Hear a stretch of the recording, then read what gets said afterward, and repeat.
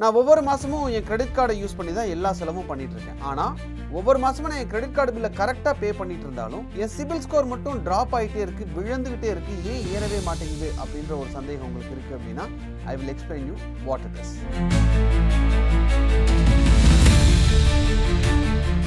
வணக்கம் நேர்களே. இப்போது நீங்கள் ஒரு கிரெடிட் கார்டு வச்சுருக்கீங்க. அந்த கிரெடிட் கார்டுடைய ஓவரால் லிமிட்டுங்கிறது ஒரு 4 lakh அப்படின்னு வச்சுப்போம்.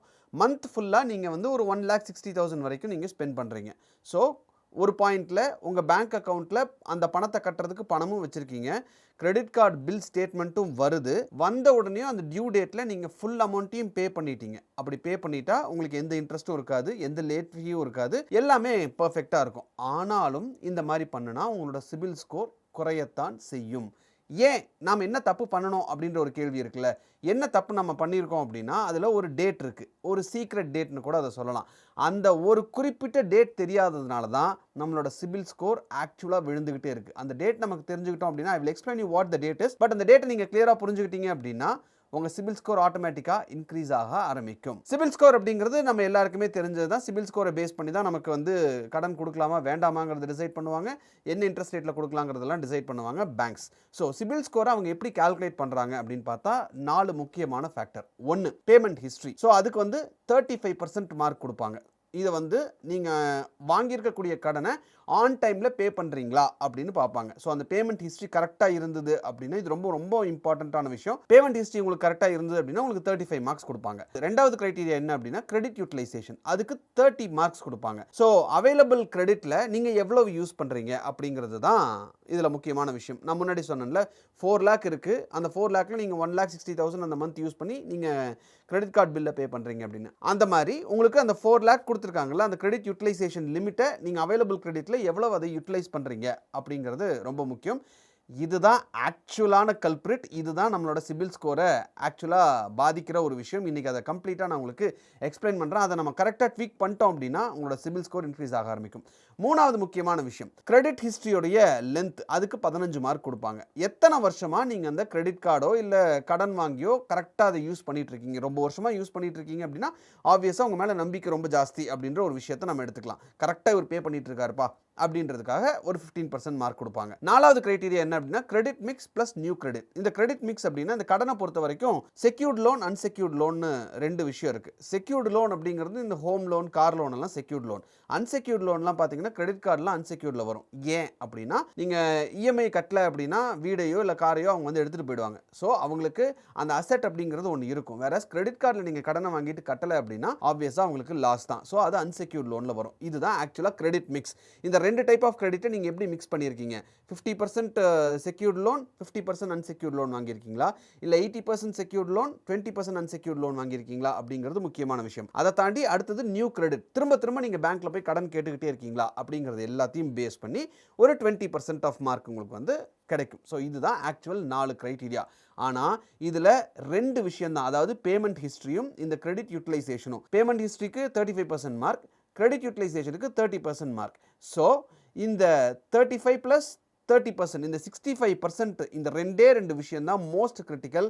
இந்த 2 விஷயம் தான் உங்களுடைய சிபில் ஸ்கோரை ஆக்சுவலாக ஹிட் பண்ணக்கூடிய ரொம்ப முக்கியமான விஷயம். அதை அப்படியே மாற்றி சொல்லணும் அப்படின்னா உங்களோட சிபில் ஸ்கோரை இன்க்ரீஸ் பண்ணுறதுக்கான ஒரு டூல்னு கூட நம்ம அதை சொல்லலாம். ஸோ கிரெடிட் யூட்டிலைசேஷன் எப்படி ஒர்க் ஆகும் அப்படின்னா உங்கள் கிரெடிட் கார்டில் 1 lakh இருக்குது, நீங்கள் 40,000 செலவு பண்ணியிருக்கீங்க அப்படின்னா உங்களோட யூட்டிலைசேஷன் பர்சன்டேஜ் அப்படிங்கிறது 40%. 1,00,000ல் 40,000 செலவு பண்ணியிருக்கீங்க. ஸோ 40% நீங்கள் யூஸ் பண்ணியிருக்கீங்க. எந்த பர்சன்டேஜ் ஆக்சுவலி ஐடியல் அப்படின்னு பார்த்தா, அதாவது உங்கள் டோட்டல் கிரெடிட் கார்டு லிமிட்டில் 30%க்கு கீழே நீங்கள் யூஸ் பண்ணியிருந்தீங்கன்னா இட் இஸ் அக்செப்டபிள். 10%க்கு கீழே யூஸ் பண்ணியிருந்தீங்க அப்படின்னா பெட்டர்.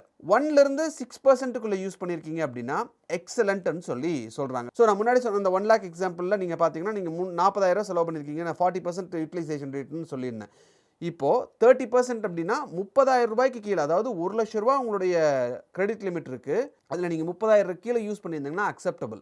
வேற 10,000க்கு கம்மியாக நீங்கள் யூஸ் பண்ணியிருக்கீங்க அப்படின்னா பெட்டர் ஸ்கோர். இல்லை 1000 ரூபாயிலிருந்து ஒரு 5,000 6,000 தான் அதிகபட்சம் யூஸ் பண்ணியிருக்கீங்க அப்படின்னா எக்ஸலண்ட் அப்படின்ற கேட்டகரியில் வரீங்க. இது உங்களுடைய கிரெடிட் கார்டு லிமிட் 1,00,000 ரூபாய் இருந்தால் × 5 × 10 அந்த மாதிரி உங்களோட லிமிட்டுக்கு தகுந்த மாதிரி நீங்கள் போட்டுக்கலாம்.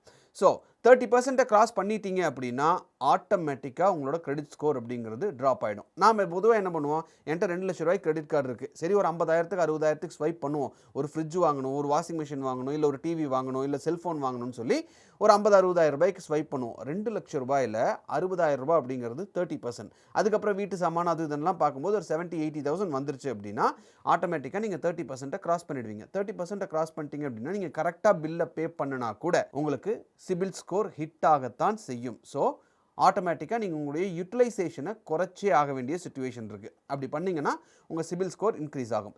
ரெண்டாவது, ஆன் டைமில் நான் வந்து என்னோட கிரெடிட் கார்டு பில்ஸ் எல்லாம் நான் பே பண்ணிடுறேன், ஆனாலும் என்னோட சிபில் ஸ்கோர் ட்ராப் ஆகுது. இது நாள் வரைக்கும் நான் என்னோட கிரெடிட் கார்டு பில்லை கட்டாமவே விட்டதே கிடையாது. பர்ஃபெக்டாக டைமில் கட்டிடுறேன், நான் ஆட்டோ பே போட்டிருக்கேன், பர்ஃபெக்டாக டைமில் நான் பே பண்ணிவிடுவேன், ஆனாலும் என்னோட சிபில் ஸ்கோர் ட்ராப் ஆகுது அப்படின்னா இங்கே தான் ஒரு சீக்ரெட் டேட் இருக்குது. நம்ம வந்து பொதுவாக இந்த கிரெடிட் கார்டு பில்லை பே பண்ணுறதுக்கு டியூ டேட்டை தான் கவனிப்போம். அதாவது கிரெடிட் கார்டு ஸ்டேட்மெண்ட் வந்துருச்சு, அதுலேருந்து ஒரு 10-15 நாள் நீங்கள் பணத்தை கட்டணும் அப்படின்னு ஒன்று இருக்கும் இல்லையா. உதாரணத்துக்கு நான் என்னோட கிரெடிட் கார்டு இதே எடுத்துக்கிறேனே. இப்போ என்னோட கிரெடிட் கார்டுடைய ஸ்டேட்மெண்ட் அது வந்து 20th of every month. So 20ஆம் தேதி வரும், நான் 5ஆம் தேதிக்குள்ளே கிரெடிட் கார்டு பில்லை கட்டி ஆகணும். அப்படி இருக்கிறப்போ ஆட்டோமேட்டிக்காக எனக்கு இந்த 15 நாள் நான் டியூ டேட் அப்படிங்கிற ஒரு விஷயம், அதாவது எப்போ நான் பணத்தை கட்டுறதுக்கு கடைசி டேட்டோ அதை தான் நம்ம பார்ப்போம். ஆனால் இங்கே ட்வீக் என்ன அப்படின்னா, இந்த ஸ்டேட்மெண்ட் 20ஆம் தேதி எனக்கு வருது இல்லை, அதிலிருந்து ஒரு வாரத்துக்கு முன்னாடி நீங்கள் அதில் இருக்கக்கூடிய அமௌண்ட்டை கட்டிட்டா better. I'll explain you what it is. So நம்ம இங்கே கவனிக்க வேண்டியது டியூ டேட் கிடையாது, ஸ்டேட்மெண்ட்டோட க்ளோசிங் டேட். இதுதான் ஆக்சுவல் சீக்ரெட் டேட். நாம் என்ன நினைக்கிறோம், கரெக்டாக நான் பே பண்ணிட்டேன், பியூரோக்கு இன்ஃபர்மேஷன் போயிடும், ஸ்கோர் எனக்கு நல்லா இருக்கும் அப்படின்னு நினைக்கிறோம். ஆனால் அது அப்படி கிடையாது. கார்டு இஷ்யூர்ஸ் பொதுவாக என்ன பண்ணுவாங்க அப்படின்னா, நான் என்னோட எக்ஸாம்பிள்லேயே நான் சொன்ன மாதிரி 20ஆம் தேதி என்னோட கிரெடிட் கார்டு பில் அப்படி வருது அப்படின்னா, அப்போ இருந்து ஒரு 4-5 நாளைக்கு முன்னாடி நான் எவ்வளவு கிரெடிட் யூட்டிலைசேஷன், அதாவது என்கிட்ட இருக்கக்கூடிய டோட்டல் அவுட்ஸ்டாண்டிங் எவ்வளவு அப்படிங்கிறதையும், என்னோட டோட்டல் லிமிட் எவ்வளவு அப்படிங்கிறது, என்னோட டோட்டல் லிமிட் 2 லட்சம் ரூபாய், ஆனால் நான் என்னோட அவுட்ஸ்டாண்டிங் பார்த்தீங்கன்னா 1 லட்சம் ரூபாய், 50% வரைக்கும் நான் யூட்டிலைஸ் பண்ணியிருக்கேன் அப்படின்னு எனக்கு ஸ்டேட்மெண்ட் அனுப்புறதுக்கு முன்னாடி சிபில் மாதிரியான கிரெடிட் பியூரோ ஆர்கனைசேஷன்ஸுக்கு அனுப்பிடுவாங்க. ஸோ அப்படி அனுப்பிட்டாங்க அப்படின்னா அதை பேஸ் பண்ணி சிபில் உங்களுடைய கிரெடிட் ஸ்கோரை குறைக்கிறதுக்கு பார்ப்பாங்க. ஏன், நீங்கள் கொடுத்துருக்கிற லெவலில் 50%க்கு மேலே அதிகமாக அந்த கிரெடிட்டை யூட்டிலைஸ் பண்ணியிருக்கீங்க, விச் இஸ் நாட் சேஃப். அப்படிங்கிறதுனால உங்களுக்கு கரெக்டான ஒரு டிசிப்ளின்டான செலவு பண்ணுற பழக்கம் இல்லை, கடன் நிறையா வாங்கி செலவு பண்ணுறவர் அப்படின்ற தாட்டில் அவங்க அதை செஞ்சுருவாங்க, அதாவது சிபில் ஸ்கோரை குறைச்சிருவாங்க. ஸோ இங்கே கீ டேட் என்ன அப்படின்னு பார்த்தீங்கன்னா, உங்களுக்கு ஸ்டேட்மெண்ட் வருது, அந்த ஸ்டேட்மெண்ட்டுக்கு ஒரு வாரம் நம்ம கணக்கு எடுத்துப்போம்.